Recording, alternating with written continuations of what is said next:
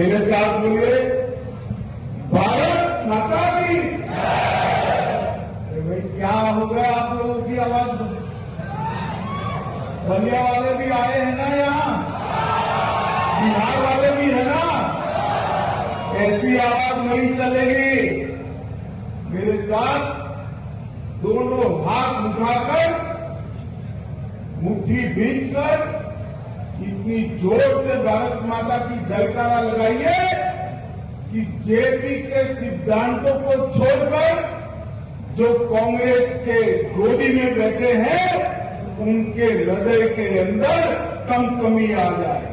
मेरे साथ दोनों हाथ उठाइए, उठाइए दोनों हाथ, मुट्ठी भींचिए और प्रचंड आवाज से बोलिए, भारत माता की,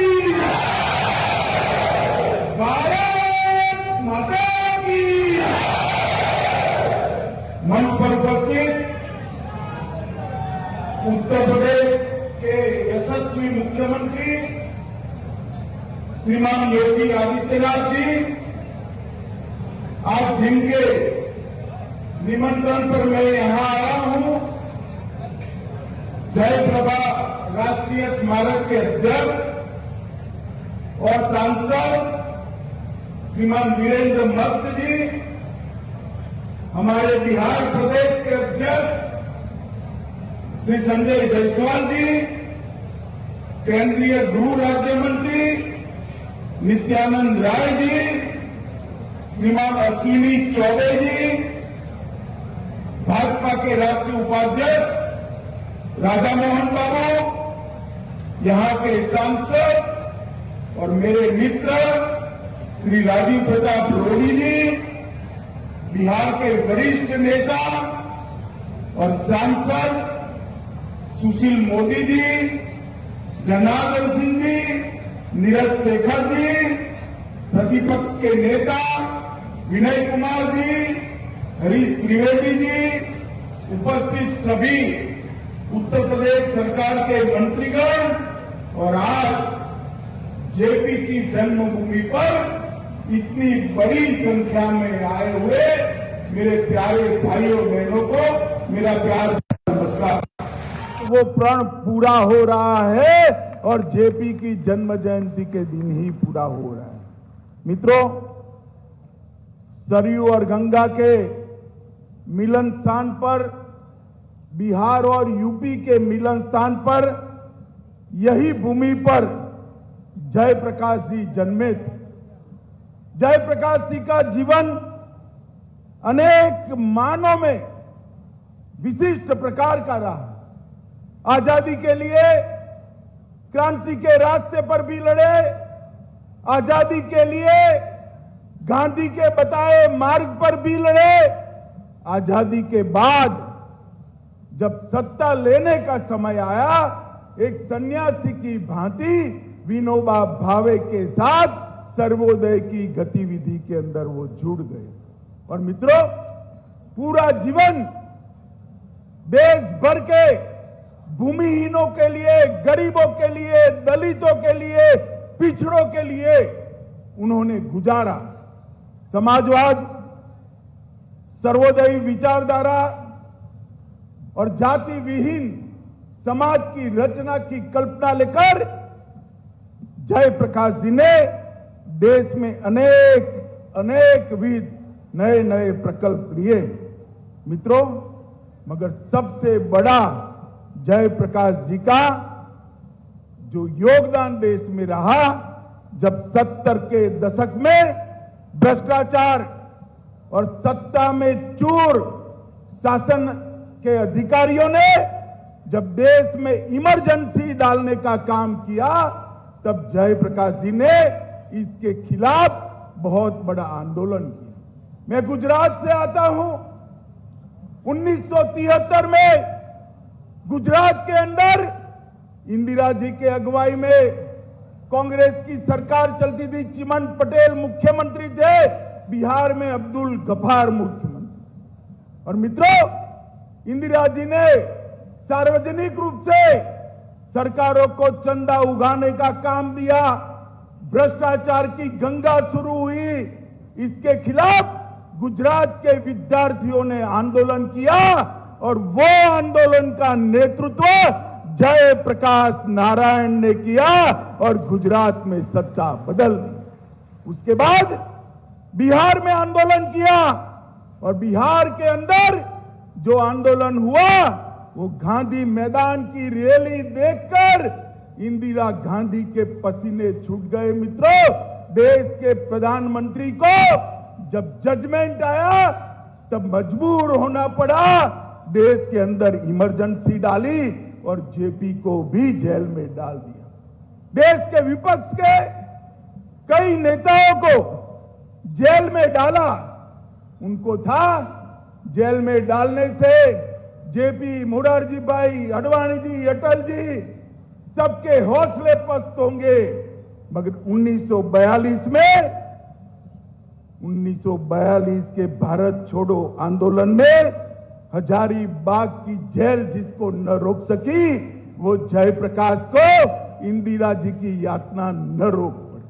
जब इमरजेंसी उठी, जेपी ने पूरे विपक्ष को एक किया और उसके बाद देश में पहली गैर कांग्रेसी सरकार बनाने का काम मित्रों जयप्रकाश नारायण ने किया। उस वक्त पहली बार जेपी ने जनसंघ को भी साथ में लिया और सत्ता के बाहर रहकर परिवर्तन किस प्रकार से किया जा सकता है उसका उत्कृष्ट उदाहरण अगर किसी ने दिया मित्रों तो जयप्रकाश नारायण ने दिया। आज देश में मोदी जी के नेतृत्व में एक सरकार चल रही है। 8 साल से जो जयप्रकाश के सिद्धांत थे, विनोबा के सिद्धांत थे, सर्वोदय के, वो सर्वोदय के ही नारे को मोदी जी ने अंत्योदय के साथ जोड़कर गरीब कल्याण की एक नई पीठिका शुरू की। देश के 60 करोड़ गरीबों को 5 लाख से ज्यादा स्वास्थ्य का बीमा देना, हर गरीब के घर में गैस, हर गरीब के घर में शौचालय, 2.5 साल तक हर गरीब को फ्री राशन देने का काम करना, हर घर में बिजली पहुंचाना, हर गांव में बिजली पहुंचाकर हर गांव को रोड के साथ जोड़ने का काम नरेंद्र मोदी जी ने किया है। मित्रों, मैं बहुत छोटा था, मैंने एक नारा सुना था, अंधेरे में एक प्रकाश, जय प्रकाश, जय प्रकाश। और उसी नारे पर गुजरात और बिहार के युवा एकत्रित होकर सत्ता परिवर्तन करे थे, मगर जेपी ने साथ में संपूर्ण क्रांति का भी नारा दिया था। संपूर्ण क्रांति के नारे को किसी भी कांग्रेसी ने सफल बनाने का यत्न नहीं किया। संपूर्ण क्रांति के नारे को सफल बनाने का काम देश के प्रधानमंत्री नरेंद्र मोदी जी ने किया है। मित्रों, नरेंद्र मोदी जी ने किया है। आज देश भर के 60 करोड़ गरीबों को उनके जीवन स्तर को ऊपर लाकर उनके लिए रोजगारी के मौके सृजित कर उनके जीवन में उनके घर से धुआं निकालकर घर में उजियारा करने का काम नरेंद्र मोदी जी ने किया है।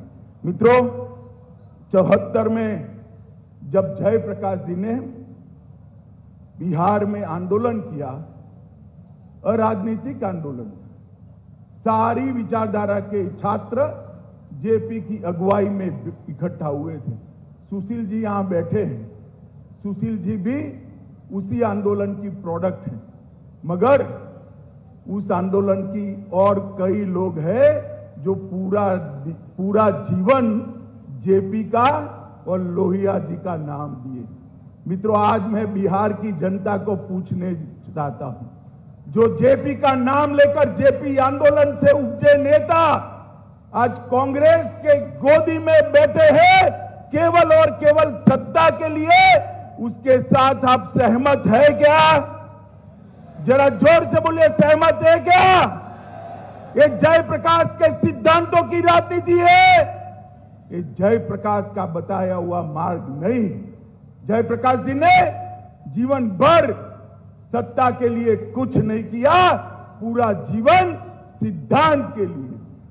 और आज 5-5 बार सत्ता के लिए पाला बदलने वाले लोग बिहार के मुख्यमंत्री बनकर बैठे हैं। बिहार की जनता को तय करना है कि जयप्रकाश के दिखाए हुए रास्ते पर चलने वाली, नरेंद्र मोदी के नेतृत्व वाली भारतीय जनता पार्टी चाहिए या जयप्रकाश के रास्ते से भटककर सत्ता के लिए समाधान करने वाली एक गठजोड़ की सरकार चाहिए। मित्रों, आने वाले दिनों में जेपी के सिद्धांतों के कई लोग, अनुयायी युवा पैदा हो, इसके लिए स्मारक बनाने का विचार नरेंद्र मोदी जी ने दिया था।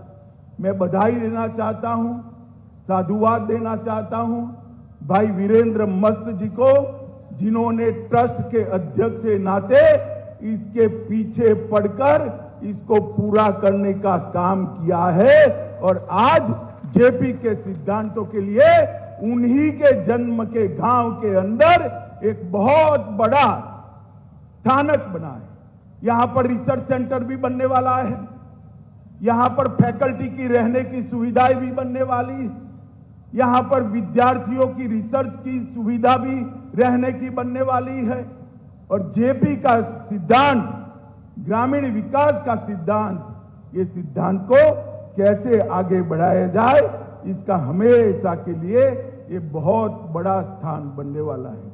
मित्रों, जयप्रकाश जी ने ढेर सारे क्षेत्रों में, चाहे सहकारिता का हो, चाहे ग्रामोत्थान का हो, चाहे सर्वोदय का हो, हर क्षेत्र में बहुत योगदान दिया है। आज जेपी की जन्म जयंती है। पूरे देश भर में लोग जयप्रकाश जी को याद कर रहे हैं।